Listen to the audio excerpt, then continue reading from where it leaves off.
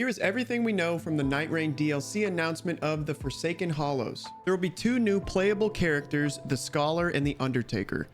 The Scholar specializes in thrusting swords with a unique moveset, and he also boasts high arcane levels as well as moderate dex and intelligence. His ultimate appears to link enemies together to deal damage to multiple at once. You can see when he criticals this enemy, the one in the background staggers slightly. Leaks have called his ultimate joint stage, which lines up with this. The Scholar also has a similar body buff aura that radiates from his body that looks just like the one that's on the enemies. It may also provide a debuff or alternate effects, but nothing official has been confirmed. Undertaker is a strength-faith hybrid specializing in one-handed hammers. We see her buff herself with this black body buff, as well as perform what looks to be her ultimate ability against Estelle here, where she pulls out some weird-looking staff and darts right at Estelle's dome before tentacles protrude from her body. Leaks have called this ability Blink Stage.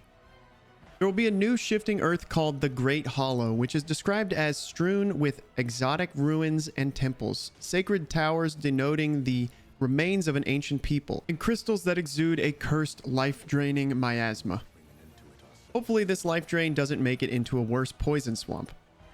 There will be two new Night Lords, or at least Night Lord adjacent. The press release called them abominations, and they are at odds with the Night Lords, but I think it's safe to assume that they will be functionally the same. One looks a little bit like a gank fight, and another against the deathly Dreglord. We'll also see returning bosses like Dancing Lion from Shadow of the Erdtree, and Artorias as a possible night boss. Gladius looks to be becoming a field boss in some way. Like some of the other Night Lords, it will probably be an event that can trigger randomly. We see a Fire Knight near the beginning of the trailer, which may indicate more enemies coming over from Shadow of the Erdtree. We can only hope this also means we'll see some of the DLC weapons and skills, which are easily some of the coolest items you can obtain in Elden Ring, but there wasn't any indication of this from the trailer. I think we can also pretty much confirm that there will not be a brand new map. We will still be running around Limveld, but there may be further changes depending on how the new shifting earth and other events are integrated into it. The castle we see at the very beginning appears to be a new point of interest or fort, so there will at least be some new additions to the map.